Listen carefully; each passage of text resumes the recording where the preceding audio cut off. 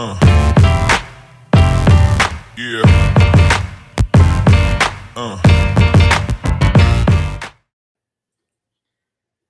Hello, everyone, and welcome to a special edition on Going for Two Live Network here. Special episode about young quarterbacks in fantasy football that are just, I would say, polluting. It makes it sound bad because there's some really great young quarterbacks playing, but just populating this entire league and populating the show tonight is myself, Kyle Senra, and I'm joined by Dylan Schmittler.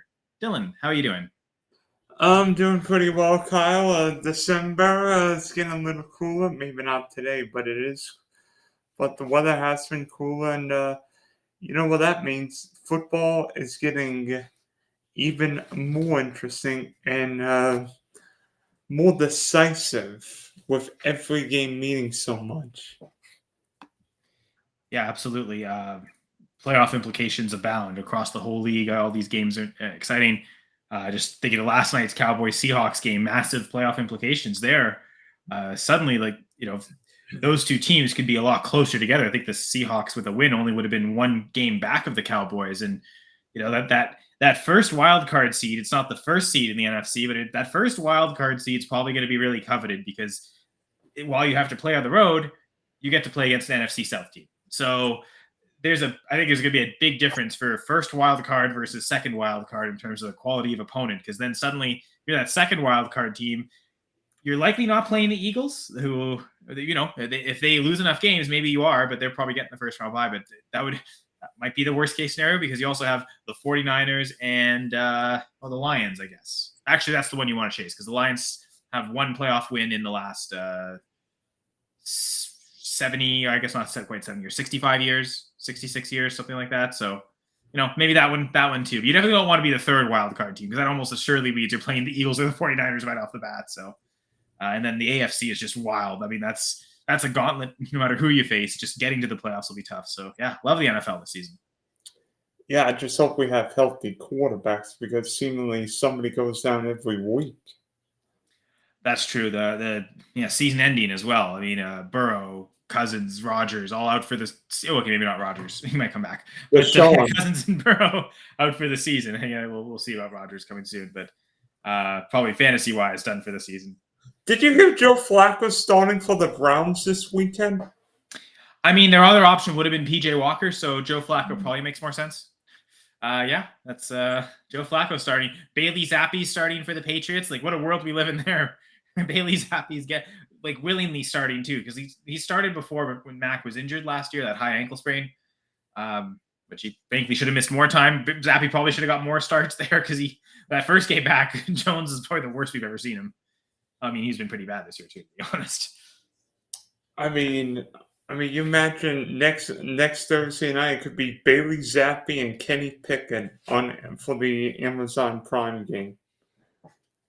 Wow, what a world we live in. Hey, at least Pickett's leading his team to a winning record. And they finally got 400 yards of offense for the first time in, I don't know, at least I think it's 2 full years.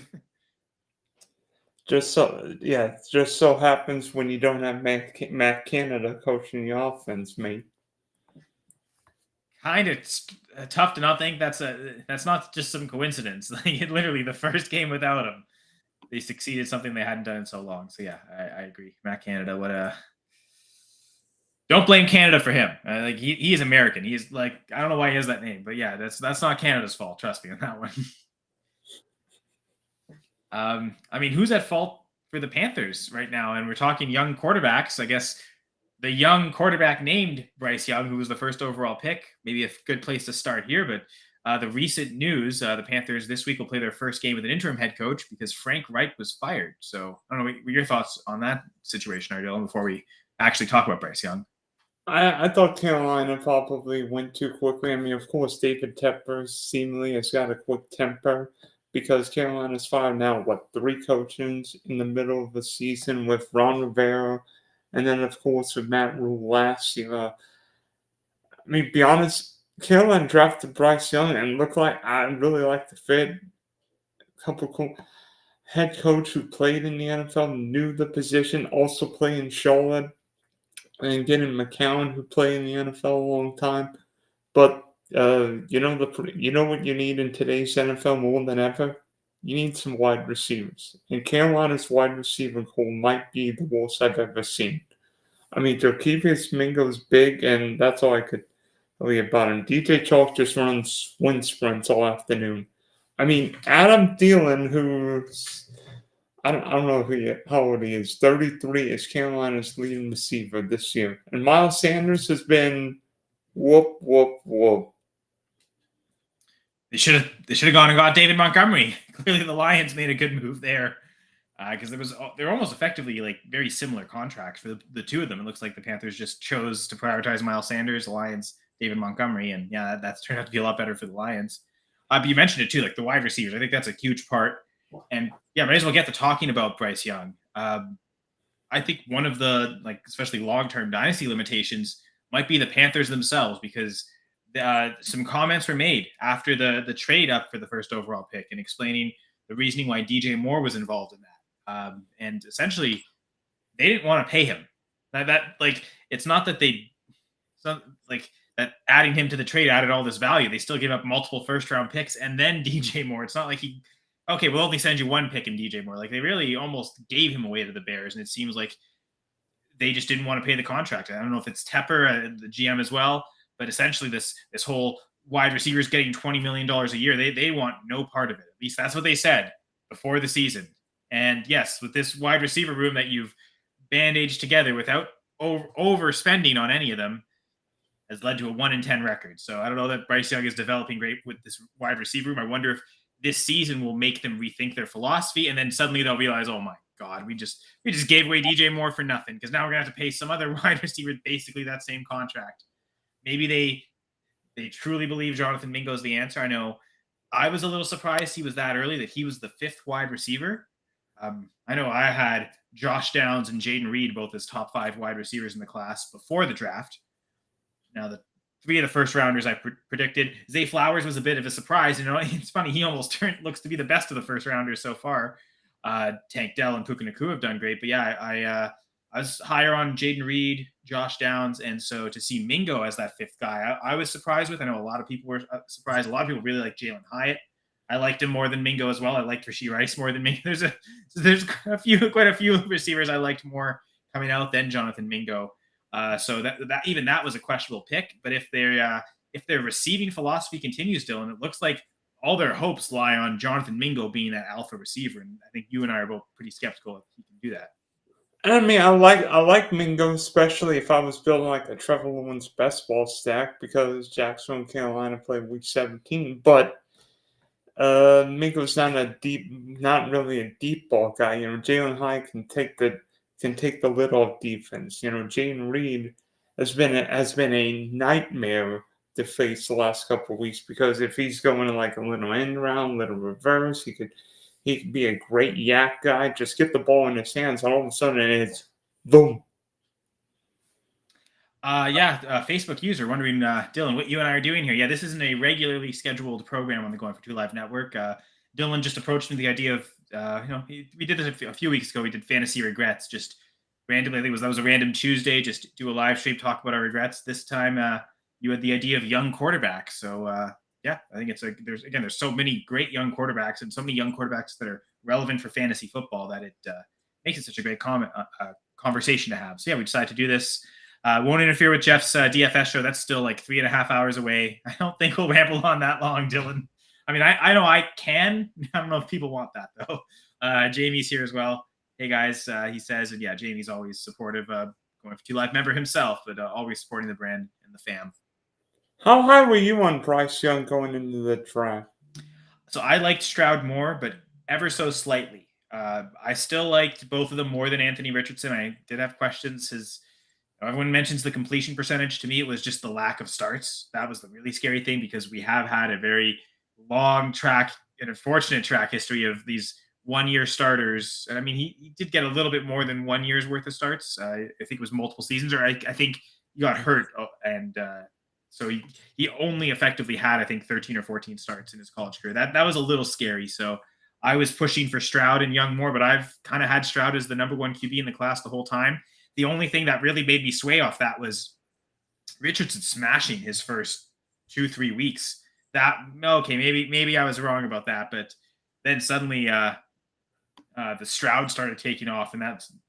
I mean, I guess we could transition to Stroud next, but yeah, Bryce Young is definitely a disappointment. I didn't expect it to be this poor. I knew that there was hesitations about the receiver room, and certainly after the draft and after trading away DJ Moore and making those comments, it kind of solidified to me anyway of Stroud over Young. I was a little hesitant, just that philosophy the Panthers have. If they really are going to we don't want any part of this $20 million wide receiver market unless they get lucky and draft an elite receiver. That means they're probably not getting one. So that I thought there'd be some limited upside from Bryce Young, not because of his own ability, but because of the Panthers again. And I still feel like that holds true. So I don't know if this season's been such a disaster that they completely changed that way of thinking. I think that's what it's going to take for Young to really enter the stratosphere. He's going to, otherwise, a top 15 quarterback in Dynasty, but probably, outside the QB1 range, outside the top 12. Yeah, and then I wasn't as high on CJ Stroud because I thought he was good, but I didn't think he'd be great in the NFL. But maybe that Peach Bowl game against Georgia showed me something because I'm like, I don't remember Stroud running this much. Well, I mean, to me, not to be quarterback is so complex that we shouldn't just boil it down to this, but all the takes from all the film watching experts, and even the little bit I watched with my own eyes, I feel like I saw this as well. But Stroud is the most accurate passer. That is the chant I heard for him constantly. In my mind, if he is the best and most accurate passer, shouldn't he be the best quarterback then? Like, isn't that the guy we really want? Are we that afraid of his in-game processing that it's that far behind everyone else that his accuracy won't matter? I know there was fears with the S2 test, which frankly I'd never even heard of until this year, so I thought it was just complete hubbub anyway. I mean, the Wonderlic test, Ryan Fitzpatrick is the highest Wonderlic score ever, and I mean, that didn't win him any Super Bowls. That didn't win him. They won him some games, but not a whole ton of games, to be honest. And so my thinking was, if Stroud really is the most accurate passer, I think he's probably the best guy. And so far, he looks like he is processing the game way better than Bryce Young is. So he's making the most of his accuracy. He's really hitting on the deep balls. And more than anything, he's just elevated the ceilings for his receivers. I mean, I think there's been 3 different wide receivers that have been wide receiver 1 overall in the week with the Texans. If not wide receiver 1, top 3 weeks. Nico Collins, Tank Dell, and Noah Brown have all had these like super elite smash ceiling weeks. And especially with Dell and Nico Collins, that seems sustainable, not just this year, but also long term, as both of them are still on their rookie contracts. I think what Houston did was very smart, not just drafting C.A. Stroud, but spending the money on Dalton Schultz, getting Tank Dell from Houston the third round, because you need you need wide receivers with the quarterback. And Tank Dell can take the lid off defense. Nico Collins can be a big play guy. Noah Brown, Bobby Tree, Robert Woods there. So the Texans got some weapons. Yeah, and I've always been, I think, higher than consensus on Nico Collins. Certainly like the draft capital he got a couple years ago with the Texans, and he was producing as a rookie, and I felt like he's kind of always been an afterthought. Like, I liked him more than any of the Panthers receivers coming into the season. So like I thought, well, slightly, I thought it was a better receiving room with the Texans. Even though, again, I think it was marginal differences. Like, I didn't expect there to be such a disparity between Young and Stroud. I figured they'd both do pretty well. I didn't think I had this high expectations for Stroud. I didn't think I didn't think Bryce Young would be this bad. I figured both would be closer to the middle. And I think there is still a chance that ends up happening. But the further we go along, the further it seems like Stroud was the better choice, because his receivers aren't necessarily elevating him. It's because I think, entering the season, I don't think everyone loved that Texans wide receiver. I don't necessarily think it's not the Bengals wide receiver room, for instance, but it seems like he's able to elevate the lack of receiving talent. Whereas Bryce Young, he's had some good games with Thielen, but this is also Thielen's act. He had that one season where, 9 consecutive games with 100 yards to start the season, broken NFL record, something like that. It was 9 or 10 weeks straight. And then once he hit that record, the back end of the season was just awful, almost unstartable. So we've seen this before with Thielen. Now, a really great starts to the season, and then the disappearing act. Did we just see it last weekend? 1 catch. I think I had him as a top 12 receiver, 9, 10, something like that on the week, and 1 catch for was it 12 yards? It's just brutal. So maybe that's been the downturn for Thielen, and they've already been 1-10 in this point with Thielen doing well. It hasn't translated to wins. So yeah, it's not looking great for the Panthers, who don't have their own first round pick. Oops, problem. Especially In hindsight, what they should have done was, instead of trading for the first overall pick, they probably should have saw what it would have cost for Justin Fields. Could that have been attained cheaper than Bryce Young? And do you build around Fields without giving away DJ Moore, so you still get that Fields Moore connection, but in Carolina? Would that have worked better than trading for Bryce Young? That would be that would be an interesting solution. Maybe you'd still have your first round pick this year that might have cost a first and a second, like, would have cost maybe a little bit more. Maybe you could have saved the first next year, or at least DJ Moore, but to not have either, that's what I think really hurts. You don't have your own first, which looks like it's going to be the 101, which could give you a quarterback. You might as well have not traded for Bryce Young, wrote it out with Andy Dalton, would have probably got Caleb Williams, and still had DJ Moore. Like, the Panthers really flubbed this whole situation up. Kudos to the Bears, though. Although they've been flubbing up the Justin Fields situation because they have not surrounded him with a good coach, a good defense, a good offensive line. They got the right tackle this year in the draft, and that seems to at least be a one piece that they can build around. But since trading up for Justin Fields, they've basically done everything else wrong until they traded away they found a GM who's more desperate than them, and that's been maybe the best move that Ryan Poles has made, was trading away the first overall pick in Bryce Young. And another year with Fields, guess what? You get another chance at a quarterback next year, it looks like. And plus another top, what looks like, I think they have the first pick with the Panthers, and their own pick is the 104. So, by the way, do you think the Colts, not this year because AR-15's hurt, but do you think the Colts have given Anthony Richardson enough weapons for next year? Well, I think they've got to, first off, work on retaining Michael Pittman, because I believe this is the last year of his rookie contract, and as a second rounder, they couldn't pick up a fifth-year option. So, at any point they could extend him. I don't know why they've let it get this far. I think he's shown enough. He didn't really do much as a rookie, but years 2 and 3, I think he showed enough that entering this season, I thought they should have taken care of that. So I would say no, but because they haven't re-signed Pittman yet, that's the first priority. Josh Downs, again, I really liked him before the draft. I was shocked he fell all the way to the 3rd round, and he was like the 10th receiver gone. Several teams, I think, messed up those picks ahead of him. Browns haven't gotten anything from Cedric Tillman. The Broncos have refused to use Marvin Mims. I already mentioned Jonathan Mingo. I think all those teams would be better suited to just take Josh Downs, elite college producer. So with a duo of Pittman and Downs, that's probably, and considering what they're probably going to have to pay Pittman, that's probably all you can do financially. Can they get, I think the truth is, we don't know what Jelani Woods is at tight end yet.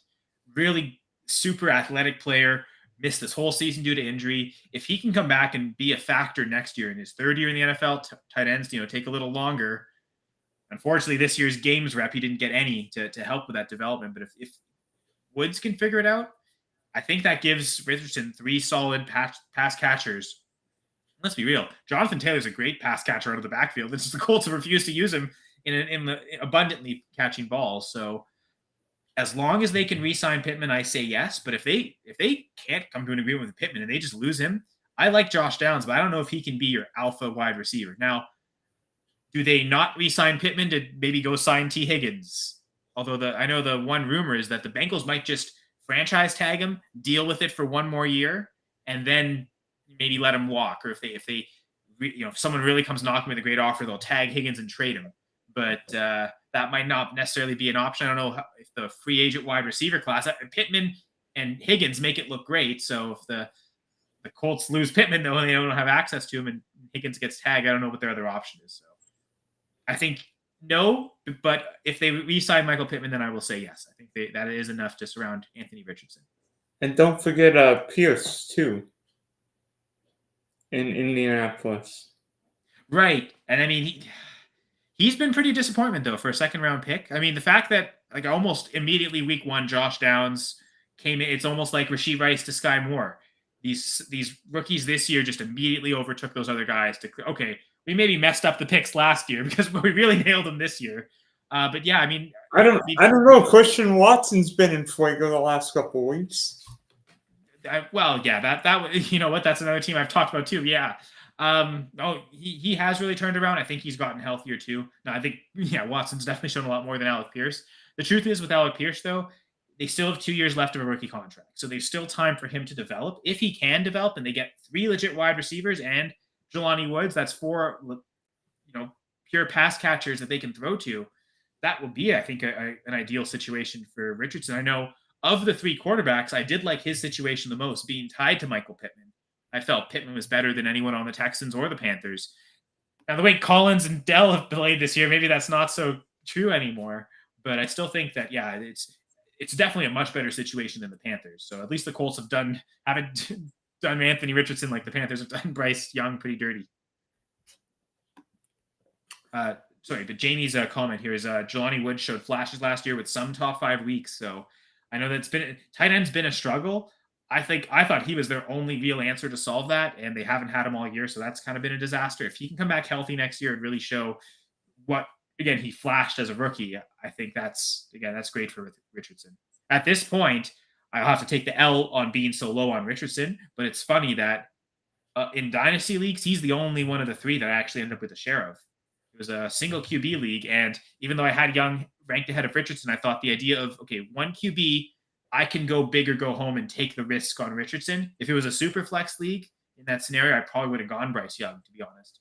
But let the people talk me up the narrative of the hype of Richardson, and pretty happy there because that was a league where this person was a true visionary. This draft, it was again 1 QB league, so it's not as significant, but the person who took Stroud took them like 201 right at the start of the second round, and I got Richardson late in the second round. Like, people let the QBs fall, but that dude really took a stand on, I'll take Stroud as the first QB. And I don't remember any other rookie drafts where that was the case. It was almost always Anthony Richardson. So I was upset because I wanted to do that. I figured Richardson would go early and I would be able to take Stroud or Young late in the second. And then it's like, well, okay, yeah, we'll go with Richardson now. But kudos to that manager, because I think people were pretty surprised about that one, that Stroud was the first one to go, and that looked like the best pick so far. Yeah, and now thinking back to the 2022 draft, and maybe Kenny Pickett was a little overvalued as a first rounder, because I mean last week was good, but Cincinnati is not great defensively, getting up a ton of yards this year, and Pittsburgh's got a lot of weapons. Deontay, Pickens, when the head's on straight, fire move plus the backs. I feel like Kenny Pickett's the weak link in Pittsburgh. Yeah, I'd agree. I think, again, another 2 years on his rookie contract, potentially 3 if they want the 5th-year option. And they're winning enough games where it doesn't feel like they're going to move off of him. But it also doesn't seem like, is he really going to be the guy that leads Pittsburgh back to the Super Bowl, back to the promised land? Once that 5th-year option is done, do they just decide to move on and they've got to look for that replacement? I mean, honestly, at that point, they probably shouldn't even pick up the 5th-year option. And okay, Pickett, you basically have next year to prove it. If you can't, even if you're winning games, we know you're on a Mike Tomlin team. We know you're going to go 8-8. That is the bare minimum. Like, if you can't win playoff games, you probably got these next 2 years to prove that. Or they're just going to say, okay, if we don't have an immediate replacement in year 4, we're going to give you year 4, but we're already looking for your replacement at that point. We're not picking up that 5th-year option. So, yeah, no, it's maybe that's the case, to be honest, where he is the weak link on that offense. I mean, they've a bit like the Bears, that offensive line's been really bad, but they did draft someone this year, Broderick Jones, and it seems like the O-line has played better since he's come in and started at right tackle. So yeah, I think Pickett is. It's funny because, I mean, it almost seemed like the Steelers didn't need to take him in the first round to your earlier question of was he overhyped as a first rounder, because all the other guys went in the 3rd round or even later. And honestly, the best quarterback last year's class might have been the 7th rounder. But I guess, Dylan, before we get to last year's class, there is one other starting quarterback now from this year's rookie class. We talked about the 3 who went in the top 4 of the draft, but one dude who was maybe expected to be a first rounder ended up falling to the 2nd round, and that's Will Levis. So what have you thought of Will Levis so far in this? He hasn't started the whole season, unlike the other 3 who were week 1 starters. He what was it, week 7, week 8 was his first start? I mean, there's a lot. There's some potential I like about Levis. He's big. He can move. I mean, Will Levis looks like he should be on the world's strongest quarterback show. But again, with Tennessee, I feel like he doesn't have a lot there. I mean, DeAndre Hopkins and Derrick Henry are past their prime. I mean, and Trayvon Burks has been a big time disappointment. I mean, why Tennessee let A.J. Brown leave, but that's a story for another day. Another team that just like, oh, we don't want any part of this like big wide receiver contract. That seems like that it was all it was. It's just these teams were stubborn and stuck in their old ways. We're not paying a receiver over $20 million a year. Well, that's today's NFL is. It's elite quarterbacks with elite receivers. You got to pay up to get them and keep them. And I mean, with Tennessee, I don't know what to think because Tennessee doesn't have a great offensive line or a lot of great young pass catchers. I mean, outside of Burks, I mean, who's Westbrook-Ikhine? I mean, he's a good deep ball receiver. He can track things really well, but he's not a, you don't really want to be throwing him that many targets. Like you want him as an ideally as a third wide receiver, not as your wide receiver 2 that's playing every snap. And I mean, the young tight end Okonkwo, for a rookie tight end, he actually did pretty good last year. Did that give us like unrealistic expectations? Because he hasn't been bad this year, but I feel like he's been a massive disappointment because we expected so much. He's going to take that next step. He's going to really go forward in a significant way, and it hasn't quite happened. Yeah, but with a Mike Vrabel team, Tennessee's not going to fire Mike Vrabel. I feel like with some of these teams, maybe the team in New York, not the Giants, but the Jets, maybe there'd be more pressure to like get rid of Zach Wilson and the head coach. Mike Vrabel's not getting fired in Tennessee anytime soon, but the Titans need to give Levis more help. Yeah, especially if they're gonna this really is starting a new era with Will Levis. Like, do you give Mike Vrabel the chance to develop him? He hasn't yet developed a quarterback. He didn't need to. He had Tannehill ready made when he was ready to win and take over, and sure enough, they won games. They won playoff games, in fact, multiple playoff games. And they beat the greatest quarterback ever, and then the league's MVP in back-to-back playoff wins, and almost got that year's Super Bowl champion. So they've shown the ability to compete when the time is right, but Vrabel still hasn't been part of a development of a young quarterback. So I guess part of me thinks, agree with you. I do think I agree with you, Dylan, in that the GM and the owner will give Vrabel a chance to see things through with Levis. He didn't quite start from the start of the year. Let's see what happens next year when Levis has a full training camp with a full system as the number one guy in this offense. What then are the results with Vrabel at the helm? And if I think next year that hot seat could really start to heat up if the results with Levis aren't there halfway through his rookie contract. At least Levis can throw the ball, unlike Malik Willis last year. Yeah, that was and you know what? That's, I guess, transition. So we've already talked about Kenny Pickett, but Malik Willis was one of the 3 quarterbacks that were expected to be first rounders, but ended up falling all the way to the 3rd round. And he's only I think, did he even start games? I think he started a couple games last year, and eventually the journeyman of the year, Josh Dobbs. I guess it started last year with a couple games I think the last 2 games of the regular season for the Titans. Josh Dobbs started, and he wasn't spectacular. He looked a little better than Malik Willis had up to that point. Willis was supposed to be this, like, I feel like the way we talked about Willis last year was the way we talked about Anthony Richardson this year. This like difference maker as a runner, and the throwing might not be there. You're worried about his completion percentage and his accuracy, but he's got the physical tools that he can do things well. And if he can develop over time as a passer, then he'll be great. But Richardson went 4th overall. Willis went in the 3rd round. So I think NFL teams said there was a significant difference between the two. And so far, I mean, again, Richardson looked great right from the start, week 1, and Willis hasn't at all, and he's barely gotten a chance. I mean, taking Will Levis this year, I think, was a real sign that the Titans, we took him in the 3rd round to see if he had a shot. We saw him enough in practice and to know that that's why we're going to start Josh Dobbs for a couple games at the end of the year. Really, even before they took Will Levis, that should have been the sign that, okay, if they're starting Josh Dobbs over Malik Willis, they must have no faith at all that Willis is going to be their guy in the future.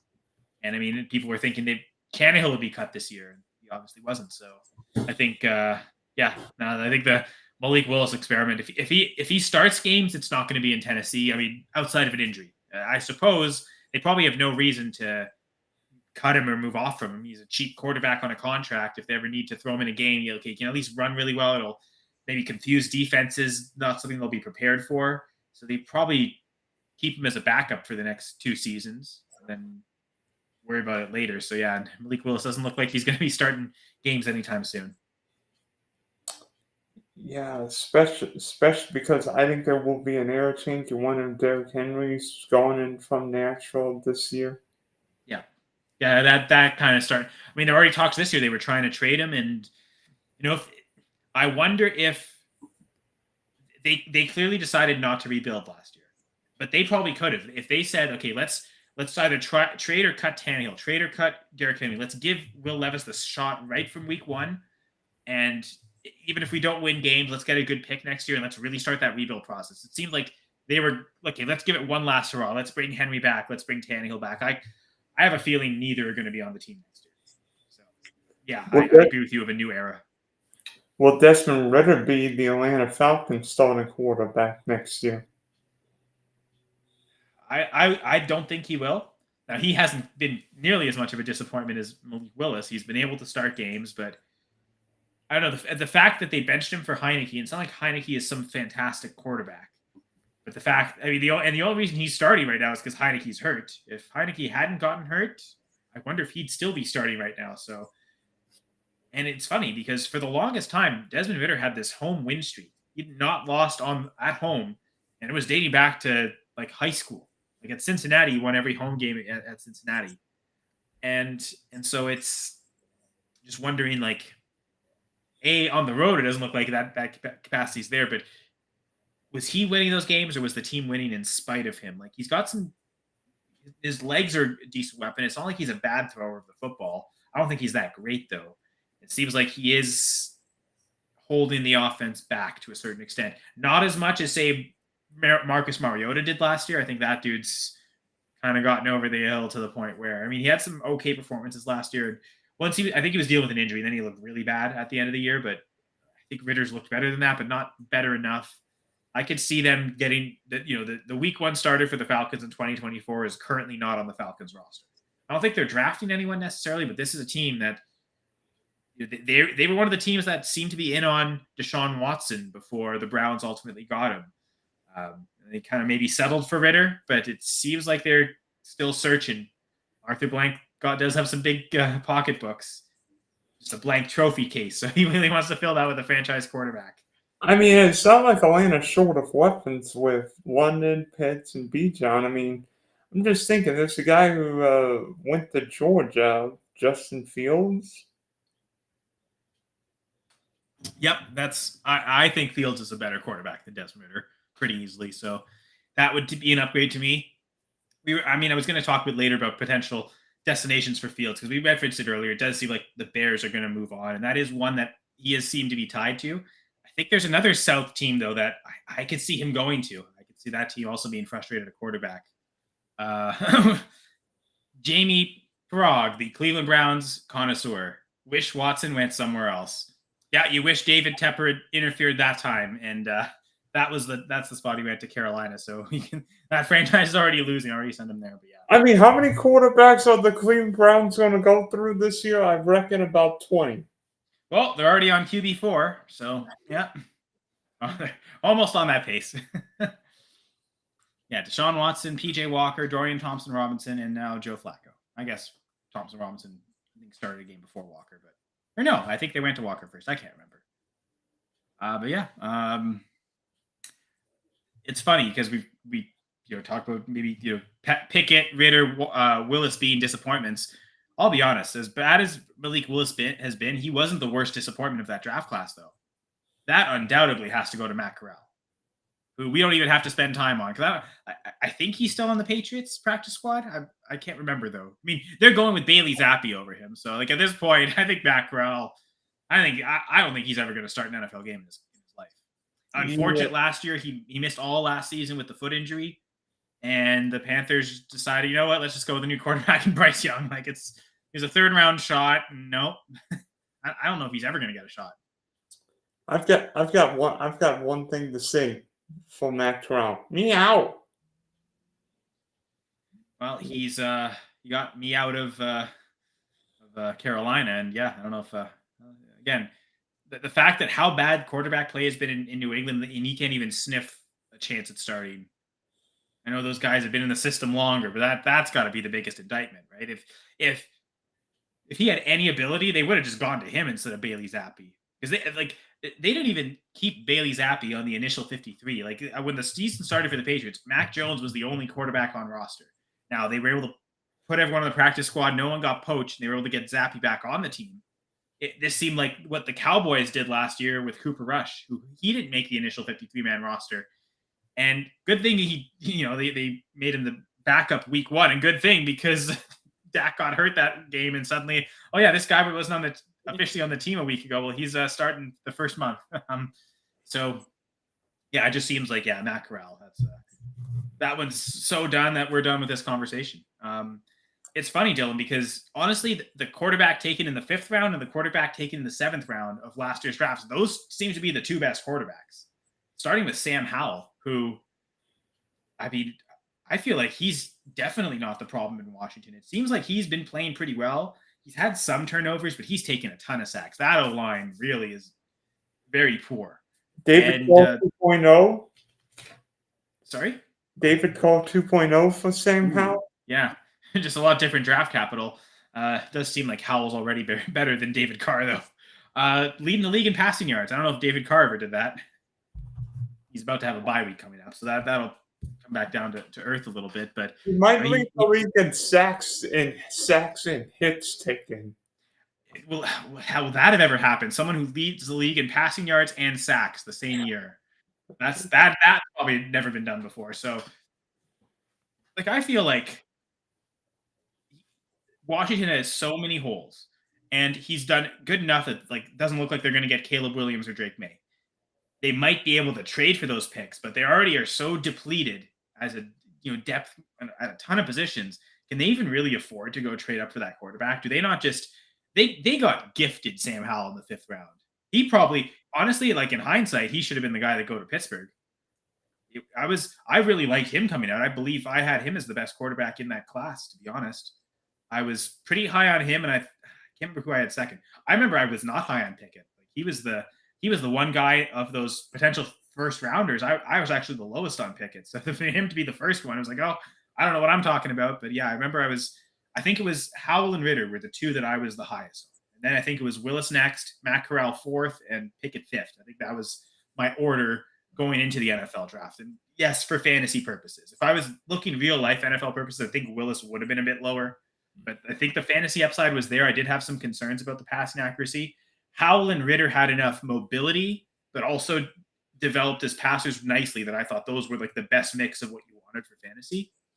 And sure enough, maybe my instincts were right because I wanted Stroud as the best quarterback in that class. I wanted Howell. Now again, there's another guy that's done even better, but he came out of nowhere. No one saw that coming. I think everyone was super shocked that Sam Howell fell to the 5th round. Everyone was expecting to be a first rounder. So he's got the pedigree and talent of a first rounder without the capital, but that still means you've got a really cheap 4-year rookie contract. Why not take advantage of it? At this point, I feel like Howell's earned the right to play out his entire rookie contract, but maybe Washington thinks differently. Here's what I would want. I want Sam Howell, an offensive-minded head coach, because we know Ron Rivera is not going to help the offensive line. And Washington's got some talent. I mean, Terry McLaurin, Jahan Dotson, Curtis Samuel, Logan Thomas with the backs. Sam Howell and the Commanders' offense have got talent. Brian Robinson especially has developed as a nice pass catcher this year. So yeah, you're right. That's where they're good, but it's the O-line and the defense, really. That's where they need to completely replenish. Otherwise, Sam Howell might get sacked 100 times this year. Yeah, for sure. So that's, I think, where they need to invest their draft picks, their high-end free agents, and let Sam Howell develop. But again, we'll see. I mean, it looks like it's going to be a new coaching regime, maybe an entire new GM regime. Do they just promote Eric Bieniemy? I kind of felt like that was the whole idea of bringing him in as OC. If you wanted to get rid of Rivera, you would just make Bieniemy the head coach. So I wonder if he gets first crack at that. He's the first interview, and if he really likes it and he likes working with Sam Howell, the enemy might take that one. He's wanted that head coaching job. Is if Washington's willing to offer it to him, that might be the guy. Maybe they. I mean, at this point, I know, and I don't know if anyone listens to the Claire Perspective podcast, but she's had a few guests on recently, and it's Patriots themed podcast. A lot of Patriots beat reporters are the guests, and all signs point to Belichick not being there next year. So that's that one thing where if teams think they have a shot to get Belichick as head coach, regardless of if you had another plan, you might want to explore that. I'll tell you a crazy prediction right now. That might seem crazy. How about Bill Belichick coaching Josh Allen in Buffalo next year? Damn. That would be crazy, man. Stick it to New England twice a year. Well, in that vein, I was thinking the Jets. If they get rid of Robert Salah and Belichick goes in and says, okay, I get to work with Aaron Rodgers like late in his career, so like I really don't have to develop a quarterback. I get a quarterback that's maybe not as good as Brady, but basically as close to as good as Brady as I could possibly find, almost as experienced as Brady was. Like that's probably the scenario he wants to, because again, that was the spot he wanted initially, and he was supposed to be the Jets head coach, and then he pulled out last minute. I wonder. It seemed like he thought he would get full control, and suddenly when it came time to sign the contract, he realized there were some certain things he wasn't going to get, and then he was like, no, okay, the Patriots will let me control everything. They'll give me head coach and roster control. I'll go there. Right? So I wonder if he full circles it and decides to finally make that Jets job. But it would be quite hilarious if he stays in the AFC East. I mean, you imagine Buffalo. I mean, Bill Belichick seems like the Northeast guy. Belichick's not going to the Panthers. That's even. You're right. That is even crazier than the Jets. Like that one, because you get to. I mean, Allen's still developing. He's got so many tools to work with that, like it's. I'll be the guy that gets Allen over the top, right? Whereas like Belichick's not going to make Rodgers better than he already is. He's already a top 6 all-time quarterback. Like can't really go much higher than. I mean, the guys ahead of him are like Johnny Unitas, Peyton Manning, Otto Graham, Joe Montana, and Brady, of course. Like I don't think Rodgers is doing anything at this point in his career to elevate past those guys. But he could certainly turn Josh Allen into that all-timer. Yeah, you know what? Bills might even make more sense than the Jets. Yeah, you're right about that one. Yeah, the Bills. The team's already named after him. And then how about Brock Purdy? That's, man, what a story. I mean, shoot, the Steelers should have just taken Brock Purdy in the first round. In hindsight, and if they had done that, that would have been crazy at the time. And if he's this good, it would have worked out perfectly. And it's okay. Well, then he's go. He's the first rounder. But my goodness, I mean, it's their name. It's based off the gold rush. But man, the 49ers struck gold on that one. And for passing up on Aaron Rodgers, this probably almost makes up for it. Now, for it to really make up for it, they have to win a Super Bowl, because bit of a Aaron Rodgers fan. Dylan knows I'm a Packers fan. I'm actually curious to get your thoughts on this one. Did Aaron Rodgers fulfill his draft night promise? He was convinced the 49ers were going to take him, and I'm sure he was mad at the other 22 teams that passed over, but that was the one team that he was his childhood team. He was convinced he was the best quarterback in the class, and all due respect to Alex Smith, he was convinced that was where he was going, and nope, blindsided him. And he said, I'm going to make the 49ers, or I think he was asked, you think you'll regret not being taken by the 49ers? And he said, not as much as they'll regret not taking me. Do you think he followed through on that? Did he make the 49ers regret not taking him? I mean, yes, because Aaron Rodgers has got a ring. The Niners haven't won a ring since the middle 90s, but San Francisco is in a better position now. I mean, yes. They got Purdy on a cheap set. I mean, Purdy and basically an all-star team. Yep, for sure. I mean, well, yeah, he's in arguably the best quarterback system, but I do think there are some misconceptions about Brock Purdy. And I got to shout out to Steven on the Dynasty Gambit. And he, like, for everyone who watches Dynasty Gambit Thursday nights, every week he brings a different chart, a different XY graphic with showing tons of different things. And one of the things he's been on is that Brock Purdy's depth of target and isn't that, like, he's basically like league average, slightly above league average. It's not like he's only dumping off. We've seen Brandon Ayuk catch quite a few deep passes this year. So yes, I agree that Jamie is in Well, no, I'll disagree with JB saying Mac Jones would not be a top 10 quarterback in the 49ers system. Mac Jones, that's just awful. I think if you put Brock Purdy in the Patriots, they're closer to what they were when like Mac Jones rookie season, he was great, and he's been just disastrous since then. So he's capable, but no, I don't think Mac Jones would be as good as Purdy in this system. Because I mean, that was why they wanted Lance, right? I got a running quarterback that could run the system. Nope, let's go with the pocket passer and Purdy. But yeah, I think Purdy wouldn't probably be great in Washington. I think that's a system where maybe he probably would be able to survive all those sacks. It seems like Howell's got enough mobility that, I mean, even then he's taken the most sacks. So he can't avoid all of them, but I'm sure Purdy would take even more sacks. Maybe he's throwing a lot more away. That's true. That is true, Jamie. It seems like Shanahan wanted Jones, but John Lynch was convinced in Trey Lance. So that's I don't know, or it's the other way around. Like that was such a crazy, wild situation. And that team that, when the GM and the head coach, like, it's not a clear hierarchy. Those are kind of weird situations. Seattle's made it work for years, which is crazy. I wonder if they almost can't part the seams on quarterback for the 49ers. I want Mac Jones. I want Trey Lance. And then they resolve their issues by both agreeing on that Brock Purdy was actually the answer the whole time. That's the funny part there. But no, I mean, I think Purdy's been great. I think he's been the best quarterback of the last year's rookies. He's also been in the best system. That is true. But especially from a fantasy football perspective, you don't care.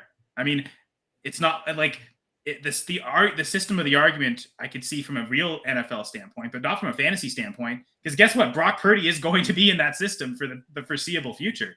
And if he's this good with them and they're winning games, Kyle will be a top 10 quarterback on the Niners. I draft you. You see, here's the thing, Jamie.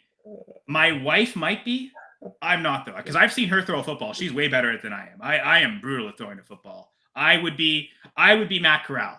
That's the only thing I could aspire to be, is being drafted on a team only to get hurt in my first play. It's still collecting a paycheck as an injured dude, but never starting my career. That would be like my ceiling aspirations for Matt. You would be Aaron Rodgers with the Jets this year, right? Are you good at throwing a football, Dylan? I could throw a 5-yard hitch route. Better than me. So you'll work in the 49er system, not quite me. That me is a bridge too far. But you know what? Here's the other little secret. Offensive players named Kyle suck. All the good Kyles in the NFL are all defensive players. Kyle Van Noy, Kyle Fuller, Kyle Phillips. Yeah, he's awful. Kyle Allen, he's probably the worst quarterback in the league. Yeah, because Trace McSorley's not in the league anymore. Kyle Allen's probably the worst quarterback in the league. Kyle Hamilton with the Ravens. Exactly. Elite defensive players are named Kyle. Offensive players named Kyle, they all suck. So never draft any of them. If there's an offensive player named Kyle, just ignore them in your drafts because they will not be good. I guarantee that. So if I was to play football, I would have had to be a defensive player. Frankly, if I were to play football, I'd have to be a kicker. Like that's the only spot. Well, going back Jamie, Nathan Rourke would be amazing on the Niners, but Nathan Rourke is better than all these quarterbacks we've talked about. Let's be real. Nathan, I mean, Dylan, like, why is CJ Beathard on the team? Nathan Rourke's way better than CJ Beathard, right? CJ Beathard just holds the clipboard. He just holds the clipboard like Charlie Batch used to in Pittsburgh. So why is he the backup? Why not make him the inactive third stringer? Because if Lawrence ever gets hurt, you have to send Beathard out there. He's no better than Brock Purdy. Like we've seen him in the 49er system. He wasn't that great. And that's the one thing about the system argument of the 49ers. Oh, system QBs. Purdy has played this system way better than we've seen anyone play the system. The only guy I can think of in a Kyle Shanahan system that's been a better quarterback was Matt Ryan.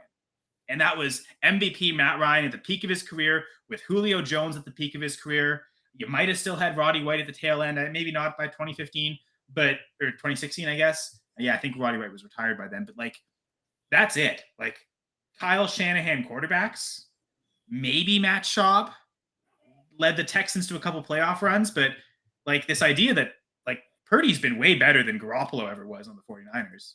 You look at all the like how many sacks Garoppolo took, how many like negative plays and interceptions relative to Purdy.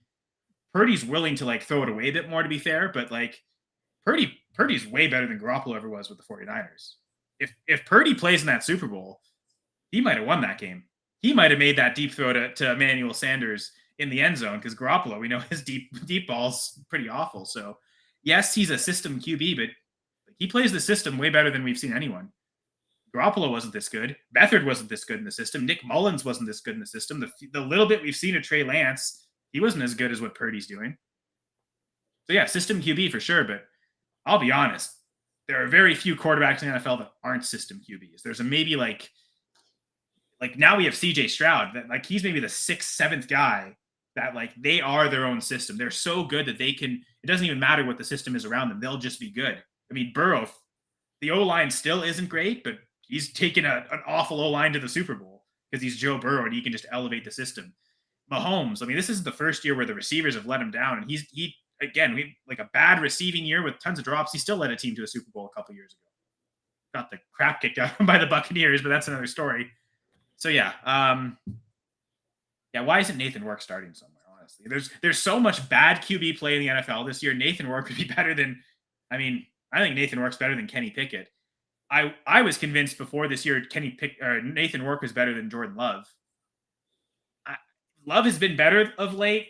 Maybe these last 2 games, I could finally say I think Jordan Love might be better than Nathan Work, but it's up until this Chargers game, I wouldn't have said that at all, to be honest. Like, oh, you put 37 on the Bears. Who hasn't done that? That team's awful. Well, yes, Love's been great, but he's played a crappy Charger defense and a crappy Lion defense.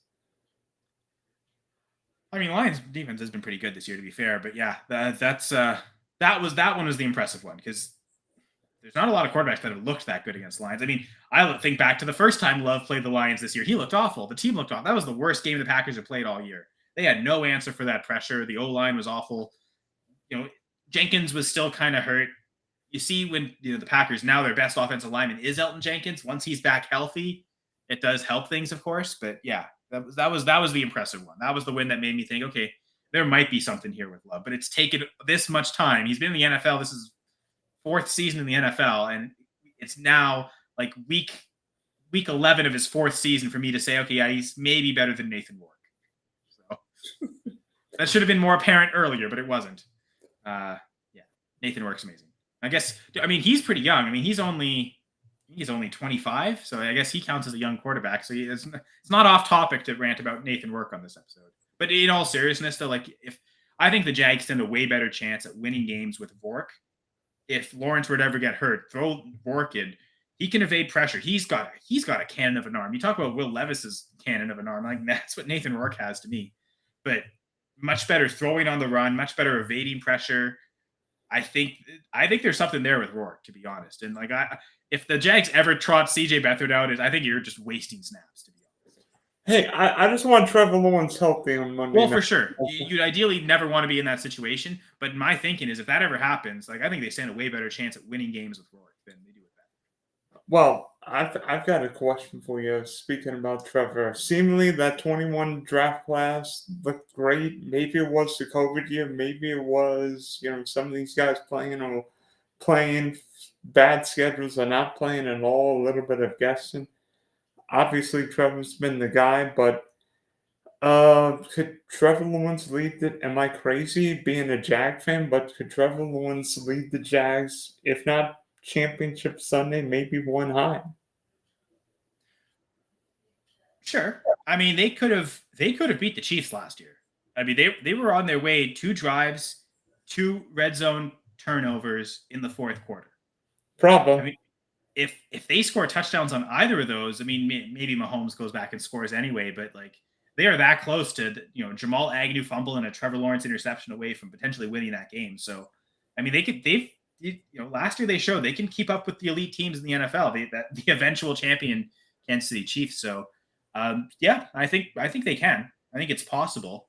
Mentioned the AFC is just a gauntlet, though. It's not going to be an easy path, but It will be easier than we thought because some of these teams aren't quite as good. Like the Chargers have been a big disappointment. They're what? Yeah, they're probably not making the playoffs. The Bengals probably aren't making the playoffs. So suddenly, yeah, you're right. I mean, if you're the Jags, you're hosting a divisional game or a wild card game. Maybe it's against the Browns or the Steelers. Oh no, have to play Joe Flacco or Kenny Pickett. Like those are ones where yeah, Trevor Lawrence should be able to outduel them for sure. And I could see, yeah. So you're right. I could see them. I think winning a playoff game is almost the expectation. They did that last year. They should be able to do that this year. It's can you win that second playoff game and get to a championship game? And That's heck, other than Week 15 against Baltimore, the Jags' schedule coming home is pretty easy. I mean, they've got Jake Brown and the Bengals on Monday night. Lord knows who Cleveland's quarterback going to be next week. And then Week 16, big Tampa, 17 Bryce Young, and then 18 the Titans. yeah. It looks like that division. I mean, that win on Sunday against the Texans was huge because if you let the Texans sweep you and you're suddenly tied, they've got the tiebreaker. Then suddenly the Texans are in the driver's seat for the division. So getting that win, getting 2 games of separation, no tiebreaker now between either. It comes down to wins down the end of the season. Yeah, for sure. The Jaguars definitely hold their own destiny. It looks like they will repeat as AFC South champions. Something could happen. CJ Stroud is that type of quarterback that the Texans could just go on a run and really force the Jags to win out to get that division. But they're in a good spot right now. And I mean, Kansas City, if Kansas City, Miami, and Jacksonville win, the 4 teams at what, 9-3? 3 and Baltimore plays 2 of them the last 4 weeks of the year at Jacksonville and then Miami New Year's Eve. True. And you know what? Talking about like teams like the Bills might not make the playoffs, right? So suddenly you're right. It's a little wild card weekend should be fine for the Jags, but it's getting to the division round. If you're having to play Dolphins, Ravens, Chiefs like 2 weeks in a row in the divisional round, the championship game, to then maybe go against the Eagles in the Super Bowl, that's not an easy path. But if you want to win championships, you got to win tough games in the playoffs. Yeah, and then how about the 2 and 3 picks? I mean, Trey Lance is already in Dallas. I mean, oops, that pick didn't work out. And Zach Wilson, the number 2 pick. The Jets. Oops. Yeah, it's so embarrassing. You don't even want to say the team's name. Just back to the Rodgers rant I was making earlier, in terms of like the 49ers regretting it.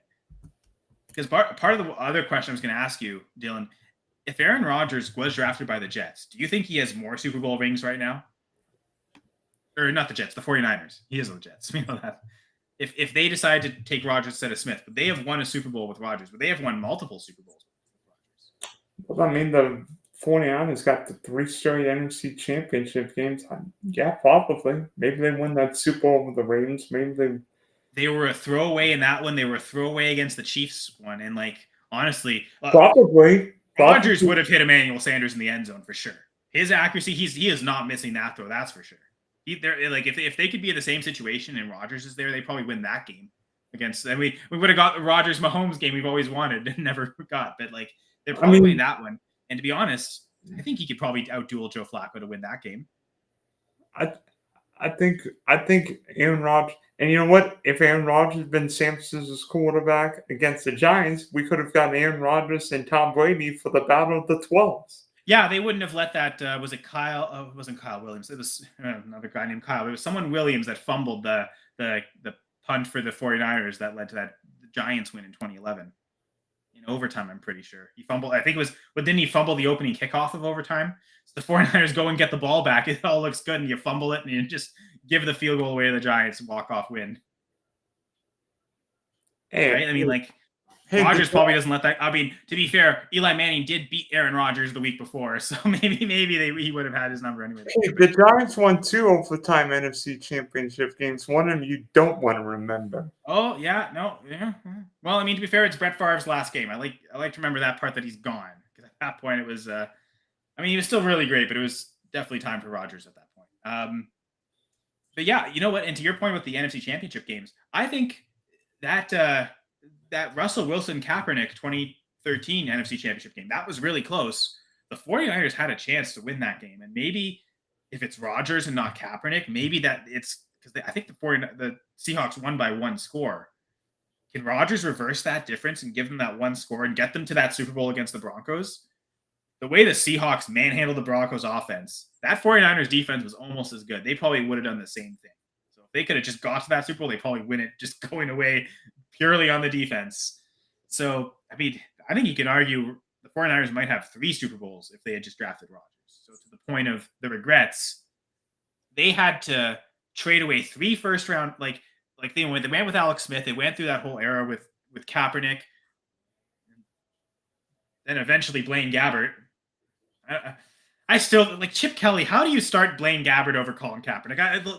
Chip Kelly's a moron. Like, there's no justification for that. There's no possible way you would have saw this guy's better than Kaepernick, but then Chip Kelly's an idiot. But like, you go through all that to then give up 3 first round picks for Lance. Like, it took all that to erase it, and they still went and they just went with some 7th rounder anyway. Like, completely wasted that trade up. You know what though? They're not worse for wear because they're still right in it. So imagine if they still had those first rounders, they'd be even better right now. Do you imagine San Francisco would have taken just what draft? Jalen Waddle 21? Oh, sure, yeah. If they just didn't take a quarterback instead. I mean, they could have had Jamar Chase. Chase was there for them, and they could have had that. Trey Lance for you. I mean, I wonder if they would have just taken Justin Fields, would that have been better? We've seen at least Fields be able to run offenses, and I think that's the one thing about both those teams, the Jets and 49ers. If one of them would have taken Fields, those are probably better situations for Fields to be in than the Bears. So it's better for Fields' development, but it's also way better for those teams. So, well, yeah, because Fields can run. He can run the bootleg. He can run the bootleg in the West Coast offense. He's a pretty accurate passer. Like, even like 2 weeks ago against the Lions, the game they almost won, he was throwing some dimes to DJ Moore deep, and this is like, yeah, this guy gets it. Like, this guy is making some solid throws. It's not all just quick dump offs, folks. Yeah, he's still, the decisiveness isn't quite there. It does seem like that offense is really not set up well at all, though. The route combinations are off for the receivers. Like, someone was saying there's a graphic of like Justin Fields completions, and there's barely any completions over the middle. And you see it, like, there's barely any routes run being over the middle. Like, it's just everything's to the outside. Everything is like difficult. Okay, you got to throw it against the sideline. Super difficult throws, and he's able to make some of them, but everything's worked against him. If he had just gone to one of those 2 good situations, he would be better. Those teams would be better. Everyone would be happy right now. Instead, they had to mess everything up. And I mean, the Falcons taking Kyle Pitts, the Panthers taking J.C. Horn, only to later go trade a haul to the team that took Justin Fields. And hey, here's DJ Moore, right? Like, the Panthers are completely fumbled up that situation. They just taken Fields a couple years ago. They'd probably be better off. So my whole point of the Fields rant is where I'm going to get to at the end of this episode. I think he's starting next year, and I hinted at it earlier. I think Justin Fields could start for the New Orleans Saints because he's a way better version of Taysom Hill than Taysom Hill will ever be. And at this point, I think he's a better passer than Derek Carr. And I know he's like, okay, indecisiveness and like, you know, there's worries about the mental side of the game. Still think like he's a better football IQ guy than Jameis Winston. So I'll tell you what, I think going to Chris Olave that reunited the Ohio State.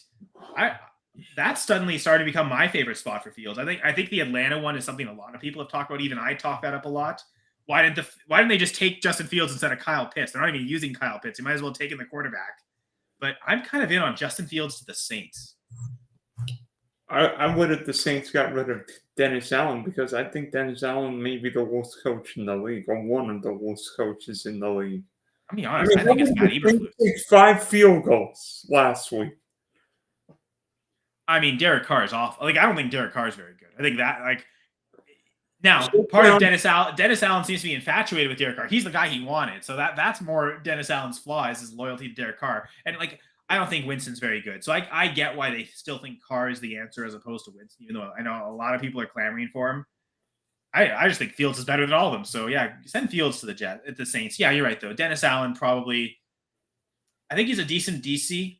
I don't think this is his second stint as head coach. I don't think he's like in over his head, completely unprepared to be a head coach, like say Nathaniel Hackett was. Like, I think he's not horrendous. I don't think he's very good though. Like, I don't think he's your answer at head coach. So I do agree. That's probably another regime change there. But I would love to see Fields on the Saints. But my point is, like, in terms of a dynasty, like I I did try to sell Fields in some leagues I've had him in, but of the 12 dynasty leagues, a quarter of them have Justin Fields in them. I'm just riding him out at this point because the what I was like, people really don't value him much, and I was trying to sell him after those 8 touchdowns in 2 weeks after the Washington game, after he had played Denver and then Washington and looked really great in both. Even at that point, trying to sell high on him, people still didn't really value him that much. Yeah, and maybe Fields just went to the wrong team because the Bears seemingly care more about defense. I don't think Chicago's ever had a 4,000-yard passer. Nope. I thought Fields would be the guy to do. Actually, no, that's not true. I didn't think he was going to get to 4,000, but I think I projected him around like 3,300 passing yards. Obviously, he's gotten hurt this year. He might be able to still come close to that. But yeah, you're right. They've never had a 4,000-yard passer. I don't think they've ever had a 30 touchdown passing season from anybody. Like, there is some ineptitude just with that organization as a whole. It seems like they've made a couple good moves. Again, the trade away of the first overall pick, getting DJ Moore, getting the first next year, that seems to be great. Trading up for Fields seemed like that was a good decision. But basically every other decision they've made has been awful. Now, I mean, like trading for Montez Sweat this year, that seemed like they got a good price there, and they've then extended him. So that's at least a key defensive piece they needed. And I still think that defense is pretty bad. I know they've played better of late. The run defense has actually been pretty good most of the year, but the pass defense is just atrocious. And it's reared its ugly head against the Lions. Oh, we have a 2-score lead with 4 minutes left. Oops, no, we don't. 2 quick scores because the pass defense couldn't do anything. They were playing prevent defense, and they still couldn't prevent anything. Like, what? Sorry, that's my Bears rant. I guess we barely got over an hour here. Actually, I guess we didn't really talk Mac Jones yet. Do you want to end the episode there, or he's done? He's as cooked as a starter as Lance. At least in New England. Yeah, no, I think so too. I think they're going to move on. I mean, they look like they might be the team to. I mean, if the Bears are taking Caleb Williams, it looks like the Patriots might be the team to take Drake May. Funny or not, the Giants win last week actually hurts them. Because now New York's probably not going to get Drake May or Caleb Williams. Although if they can add Marvin Harrison to that team, that's probably worth it. So what if Daniel Jones is New York's quarterback next year? Is that going to help? Justin Fields to the Giants? The team that the Bears traded up with, like that was the Giants they traded up with to get that spot. Okay, maybe the Giants undo that mistake and now just take Fields. Okay, now it's Jeff George 2.0. I know, but with Daniel Jones' contract, it looks like the way they signed it was essentially a 2-year thing. Like they were committing to him for 2 years. If they could add Marvin Harrison to this, now I think that's the problem with Daniel Jones is will he be ready week 1? Do they have to look for another quarterback anyway? I don't know. That's a pretty tricky situation. But if they don't get Marvin Harrison, it doesn't look like it's a great situation for a quarterback to be in because just the lack of receivers, to be honest. I mean, Remy Odunze, Brock Bowers, who's the Malik Neighbors kid from LSU? It's a good receiver draft. Yeah, there's definitely some pass catchers for sure, and that might be the way the Giants go. They need to address the O-line. That defense is actually pretty solid, so that's a team that really does need to focus. Wide receiver, offensive line. You've got elite options at those near the top of the draft. Like a Marvin Harrison seems like it's too good to pass up if you're the Giants. Then again, the team in Arizona might have the same. Yeah, they might just say, you know what, let's move on from Marquise Brown, reset the rookie quarterback or the rookie wide receiver contract, and we're paying Kyler Murray all this. So let's go with Marvin Harrison. Wait, Michael Penix is giving you Mahomes feel? I think Michael Penix is Tua. I don't think anyone should compare anyone to Mahomes because I remember hearing, oh, Sam Darnold's the next Mahomes. Oh, Zach Wilson's the next Mahomes. Like, did we hear Mormon Mahomes a ton with Zach Wilson? Like, I don't know. I don't watch enough college football I really at all, so I don't really know Michael Penix. I've heard him a lot. Is he Oregon? Washington. I knew it was a Pac-12 team. Oh yeah, Bo Nix is the Oregon quarterback, right? Yeah, Bo Nix might win the Heisman. Yeah, I mean, and here's the thing: Penix might be that third QB. It looks like Caleb Williams and Drake May are kind of even before this season. Everyone was talking with them as locked into the top 2, kind of a bit like Bryce Young and CJ Stroud. Those were expected to be the top 2 quarterbacks even a year before the draft, and yet, and sometimes we've seen that happen. I mean, we're still waiting for Spencer Rattler to come out. I swear, like 4 years ago, he was talked about as he's going to be the best QB in the class. This was maybe the Lawrence class, and honestly, he's still in college.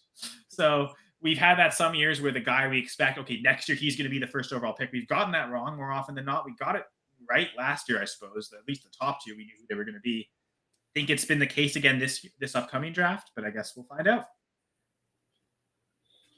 It'd be great to see some, again, new young quarterbacks added to this league that's already filled with a ton of young quarterbacks. Yeah, do we count Burrow and Herbert as young, or now they've got their second big payday contracts? They're not young anymore. Now they're veterans. I mean, you could say they're young stars. Yeah, for sure. They're still, for elite players, they're maybe still a little younger. But yeah, I think be honest with you, I wish the Charger receivers wouldn't get hurt, and B, Justin Herbert would have somebody besides Brandon Staley coaching him. But that's just me. Another coach I think needs to go. Yeah, for sure. That's my Charger rant for the night. Yeah, no, for sure. I think Dennis Allen, Brandon Staley, Matt Eberflus. We've already seen 3 head coaches fired this year. 2 or 3. Ron Rivera. Well, yeah, Rivera's probably going to go too. Yeah, there's a couple of years ago, there was like 8 or 9 coach openings, and this looks like another one of those years. I think last year was a bit more reserved. We only had 4 or 5. I think this is going to be another big year, a swing with a lot of coaches moving. Now, Jamie actually has Michael Penix ranked as the... Yeah, that's what I'm saying, Penix. He's got him as the 3rd QB, but yet some mock drafting sites or other experts have him as the 7th. And it seems like who's going to be the 3rd quarterback in this class seems like it's already a big question. Jaden Daniels is another name I've heard often. I think Bo Nix is expected to come out, so that's another guy that might be that 3rd QB. Penix, of course, but yeah, like who's the 3rd QB is probably the bigger question, because again, it seems like we know who the top 2 are going to be. We could be wrong. Again, Alex Smith went ahead of Aaron Rodgers. That took everyone by surprise. But yeah, careful not to misspell or mistype Michael Penix. That's our lasting advice we'll leave with here, Dylan. Unless you've got anything else you'd like to talk about. I mean, we all like young quarterbacks. I mean, and if you've got one, you've always got a chance. Like, even in 2017, when the Jags were 3 minutes from the Super Bowl, I never thought we were a Super Bowl team with Blake Bortles. With Trevor Lawrence, you've always got a chance every Sunday, even against Mahomes. I don't know. Was it the Nathaniel Hackett offense in 2017 that really led them to that championship? Like, I think that might have been it. That was the secret sauce, having Nathaniel Hackett. Okay.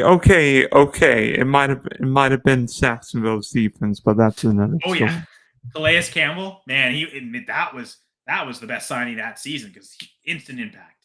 Oh yeah, I'm gonna come in here double-digit sacks right away. That was a stroke of genius for the Jags. Arguably their best season ever, honestly. Would you say that's the best Jaguar season in history?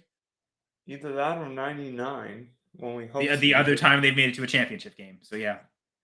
And we couldn't beat the freaking Tennessee Titans. Neither could Doug Flutie and the Bills. Oh wait, Doug Flutie didn't play that game. Huh. There you go, Bills. What was that all about?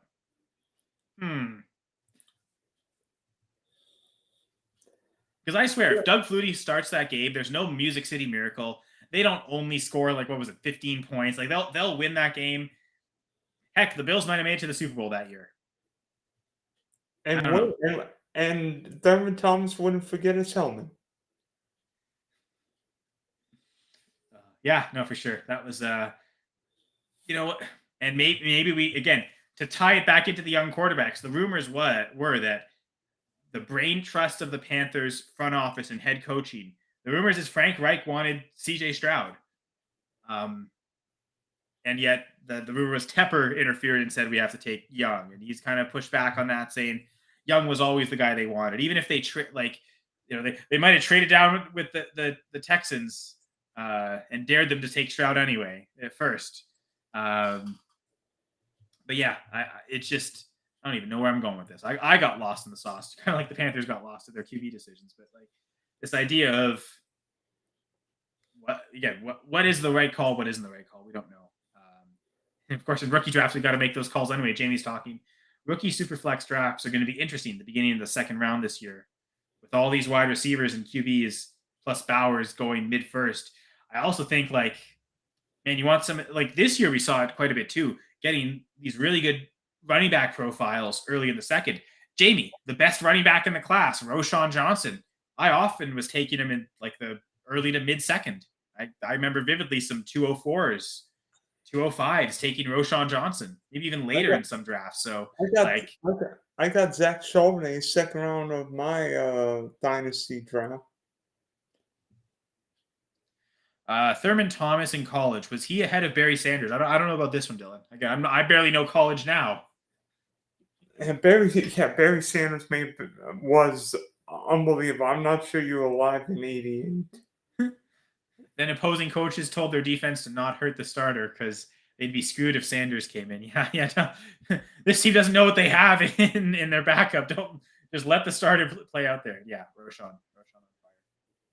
Honestly, like a lot of people complained about rookie drafts this year, but we ended up having a lot of really good second round picks in this draft. Rashee Rice, Jaden Reed. I mentioned Roshan. I mentioned some of these running backs. Like getting them, Tank Dell is a third, sometimes even later rookie draft pick. Like we had some really good late gems this year, a lot more than we normally get. So Puka, it sucked in the first round. I know I took Kendre Miller at 113, I think, in one spot, and that hasn't been a good decision. Yeah. Reed was your most drafted behind Roshan. Roshan was my most drafted rookie behind only Evan Hull. So I was in on a few of these rookie running backs this year for sure.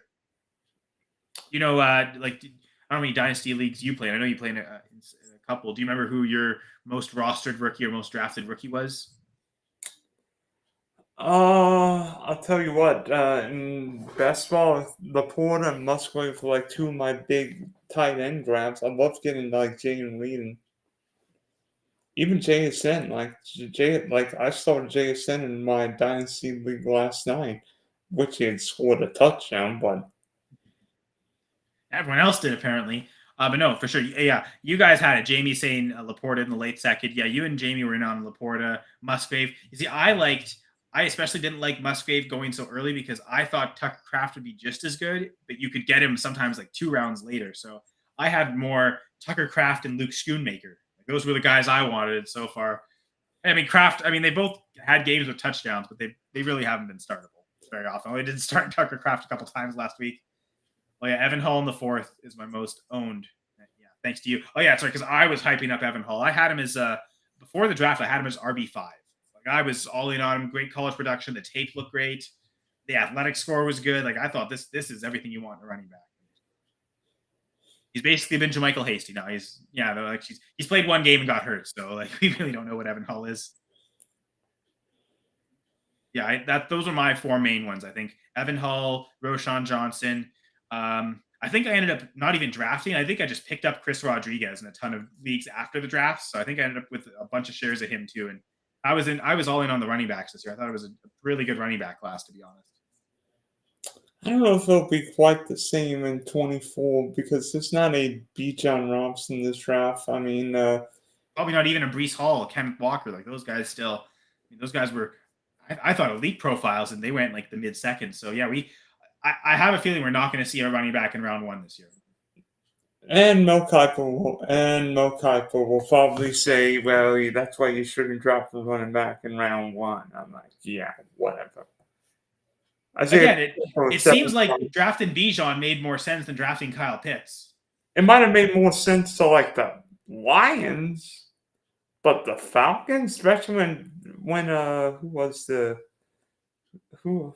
everyone passed on Jalen Carter. That was ridiculous. Well, yeah. How the Eagles get Jalen Carter? Because the Falcons drafted Bijan. Well, you just said it. It's like the year the Jags drafted Josh Allen, not the Bills quarterback, but the pass rush out of Kentucky. I'm like, how are these teams just dumb not drafting Josh Allen when he was a great pass rusher in the SEC?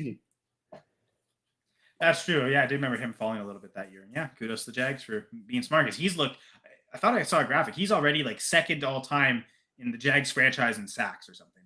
That's not saying much. Yeah, maybe that's true.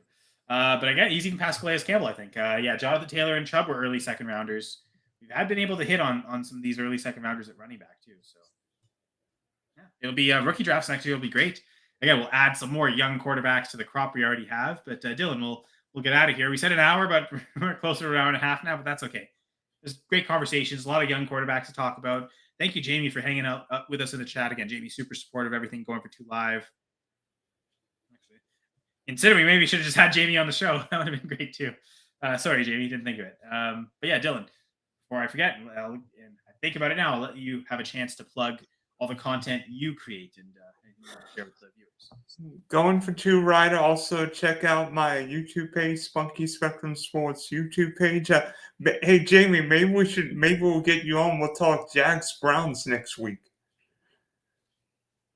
Ooh, Jags Browns. Okay. By the way, famous game. By the way, there will be no beer bottles thrown on that episode if it happened, unlike a famous game at the Dog Pound 20-something years ago. So Cleveland fans or Toronto fans? Okay, cool.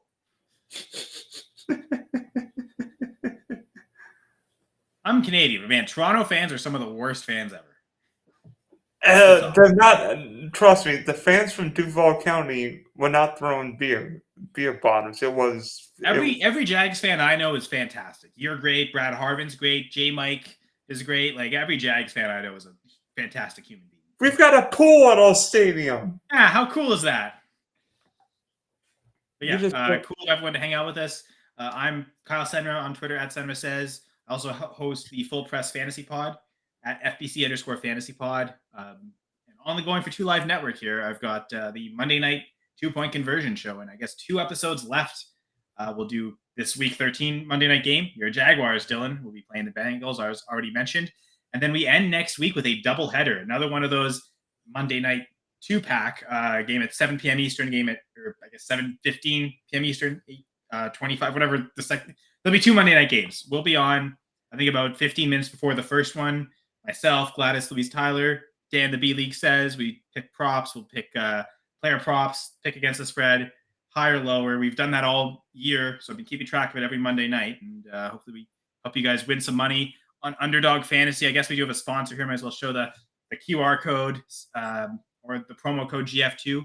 If you're new to Underdog Fantasy, have not yet joined, and you use the promo code or scan the QR code when joining, they will double your initial deposit. Whatever you put in as that first deposit, up to $100. So if you put in $200, or if you put in $100, you'll have $200 in your account used to bet on or play contest on Underdog, NFL, NBA, NHL, tons of different sports, tons of different variety of contests.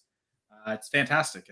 Also recommend people check out goingfor2.com. That's where you'll find Dylan's article and articles and everyone else who's on the writing staff.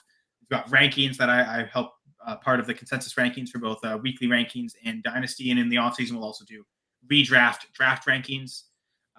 Going for 2 Discord as well, live, active, tons of stuff happening there all the time, tons of different channels, and it's free. So join now, folks. There's a link through the Going for 2 website, goingfor2.com. There's a Discord link that'll send you there. But Dylan, this was a fantastic episode, a special episode here on the Going for 2 Live network. You and me talking young QBs. Any final words for the viewers? Hopefully we don't have any more quarterback injuries, because I'm running out of quarterbacks who haven't played this year. Yeah, that's true. I mean, I think last year we had something like 58, 57 different quarterbacks starting. We might be on pace to go right there again. So, yeah, NFL, man, you never know. We might even see Nathan Rourke start a game. We probably won't. Lawrence looks like he'll be fine. We'll play through the whole season. There was that one Thursday game where he almost missed, and he still ended up playing that. No question whatsoever. Everything was fine. Work got waived the next week. It was okay. It was good. But yeah. Flacco will get injured, and they'll bring back Jake Plummer. I mean, hey, Jack Plummer's in Louisville, right? I have no idea. I'll take your word for it. I bet he is. Yeah. What other Browns? I mean, I guess Otto Graham's dead. They can't bring him back. Yeah, I guess they got no one else. Yeah. They could bring back Vinny Testaverde. Probably still better than PJ Walker. I mean, honestly, former Grey Cup champion McLeod Bethel Thompson is still a free agent. Literally anyone could just sign him if they wanted to. He led the CFL in passing yards 2 years ago, won a Grey Cup. Like, he's good. He's probably better than PJ Walker. XFL quarterback PJ Walker. Yeah, XFL, not NFL. Not even CFL, XFL. So yeah. Oh, Plummer's a magician like Rogers. Yeah, apparently Rogers' magical recovery, like to be able to come back from Achilles, like 4 months after the fact. Like that's pretty impressive if he's actually able to return. So we'll see. It's probably too late to hit the Jets in the playoffs though. But that's the Jets. We should. I thought they would make the playoffs this year with Rogers. I shouldn't have expected that though. With the Jets, they would have always found a way to mess that up. Hopefully we didn't mess up here though. I thought we did pretty good, Dylan. To be honest. Yeah. No fumbles unlike Justin Fields on Monday night. He still got the win though. 12-10. It's a win. You know what? Hey, kudos to the Bears defense because they came alive apparently. Like to only allow 10 points, that's usually what they allow in like a quarter. You called Jets 49ers in the preseason. It's funny. My preseason Super Bowl pick was bored. I said Chiefs Eagles rematch. My Super Bowl was 49ers Chargers. My Super Bowl winner though was the Eagles. In this rematch, I thought they would get the win. And honestly, right now, I have to say they're the favorites still, at least for me anyway, to win the Super Bowl this year. So Be honest. I think San Francisco is going to blow out Philly this weekend. You know what? I found it strange that the odds makers had the 49ers as road favorites, but something in the water. Maybe Hurts D not being 100%. Is this the defense that's able to take advantage of that? Is this the defense that can stop it's not a QB sneak, it's like QB power.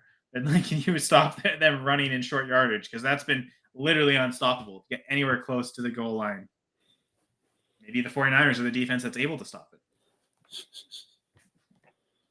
I guess we'll stop the episode here, though. 49ers defense coming in, stopping us, Dylan, from talking all these young quarterbacks. But thanks for the idea. This was great. This is a fun conversation. Really appreciate it. Anytime we get together, Kyle, it always makes both of our nights better. By the way, I do have one question. Herbert or Herbert or Lawrence this weekend?